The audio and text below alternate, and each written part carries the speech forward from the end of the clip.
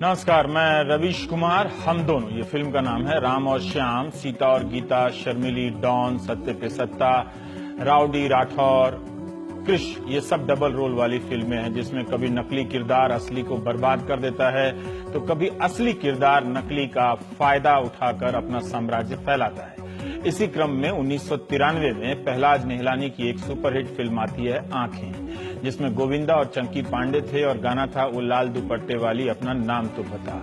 इस फिल्म की शुरुआत एक ऐसे सीन से होती है जो फेक न्यूज और फोटोशॉप के आगमन का ऐलान करता है। ईमानदार मुख्यमंत्री बने राज बब्बर पर कैमरे की आंखें गड़ जाती है और उनके हर मूवमेंट की कॉपी की जाती है और आतंकवादी को छुड़ाने के लिए मुख्यमंत्री का ही एक नकल तैयार किया जाता है।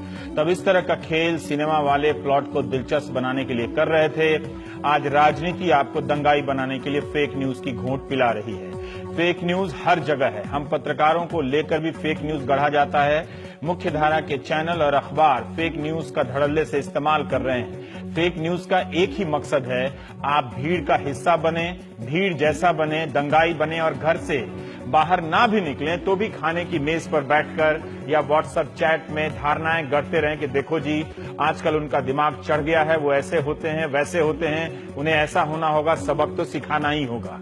आप ये सब जब बोल रहे होते हैं तो फेक न्यूज का अपना काम, उसका कमाल आपके दिमाग पर काम कर रहा होता है, उसी के आधार पर कर रहे होते हैं ताकि आप जब हिंसा कर दें तो उसका इल्जाम ना तो राजनीति पर आए ना सरकार पर। 31 दिसंबर 1999 की रात पूरी दुनिया में उत्साह था कि नई सदी आ रही है, मिलेनियम, सन 2021वीं सदी। उस सदी की शुरुआत होती है सबसे बड़े फेक न्यूज से। बस तब उसका नाम फेक न्यूज नहीं था जिस तरह से अब है। Y2K और मिलेनियम बग था उसका नाम।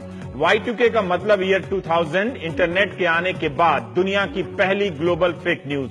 सारी दुनिया नई सदी के आगमन से ज्यादा इस बात से त्रस्त थी कि अब दुनिया का अंत होने वाला है। जैसे ही घड़ी में साल 2010 तक देगा, दुनिया भर के कंप्यूटर शून्य को पढ़ना बंद कर देंगे और बंद हो जाएंगे। The day the earth will stand still, the computer crash on the millennium जैसी हेडलाइन छपने लगी दुनिया भर की बड़ी पत्रिकाओं के कवर पर। बैंक के फेल होने से लेकर बिजली की सप्लाई कटने तक की अफवाह फैल गई। अस्पतालों के आईसीयू में लोगों के मर जाने और ऑक्सीजन की सप्लाई बंद हो जाने की खबरें छपने लगी।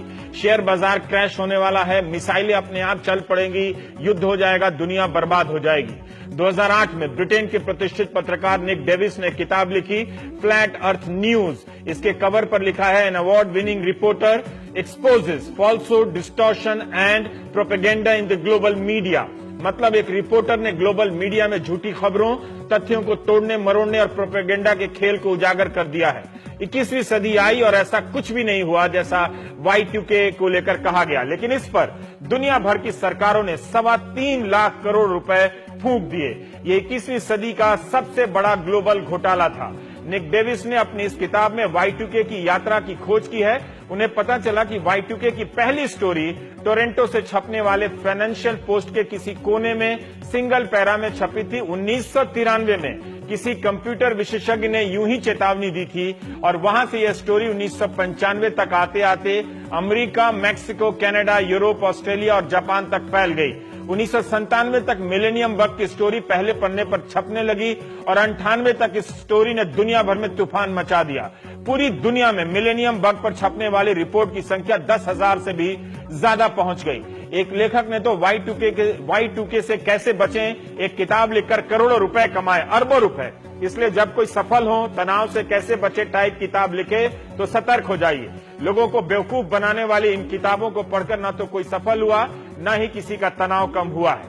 उस समय भारत में अटल बिहारी वाजपेयी की सरकार थी। 9 जनवरी 2000 को हिंदू अखबार ने Y2K फर्जीवाड़े पर एक खबर छापी जिसमें लिखा है कि इससे निपटने के लिए 98 तक के अंत में एक नोडल एजेंसी बनाई गई भारत में, जिसका नाम था Y2K एक्शन फोर्स।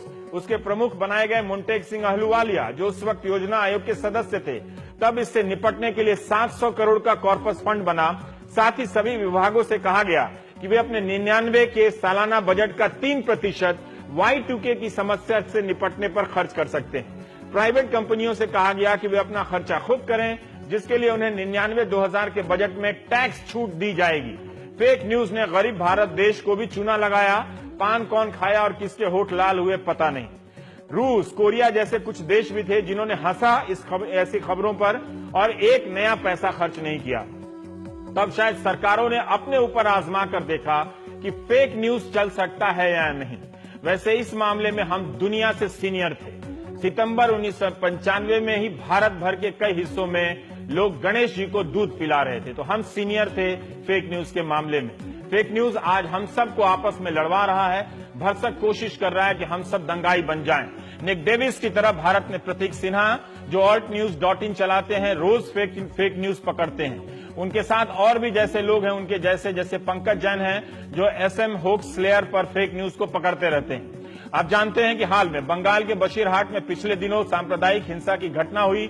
वहां यह तस्वीर फैलाई जाने लगी कि बदुरिया में हिंदू औरतों के साथ ऐसा हो रहा है। बांग्ला में लिखा था कि TMC को समर्थन करने वाले हिंदू बताओ क्या तुम हिंदू हो, इस औरत के साथ एक भीड़ ऐसा कर रही है। इस तस्वीर के सहारे एक समुदाय विशेष के खिलाफ एक समुदाय को भड़काया जा रहा था। इसे एक्सपोज करते हुए altnews.in ने बताया कि यह तस्वीर बीजेपी हरियाणा की सदस्य ने भी हिंदी में लिखकर शेयर कर दी है।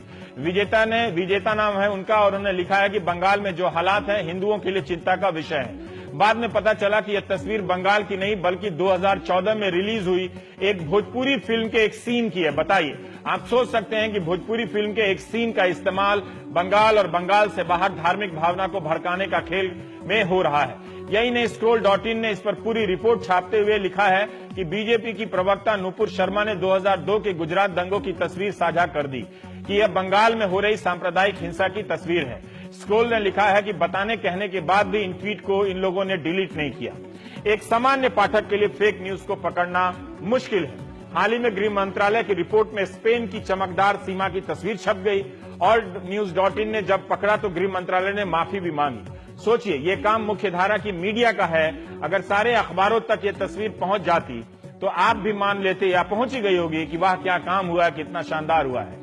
आजकल के नेता एक और काम करते हैं, अपनी पसंद का मीडिया खड़ा करते हैं जिसे मैं गोदी मीडिया कहता हूं, और जो उनकी पसंद का नहीं है उसे ही फेक बताने लगते हैं।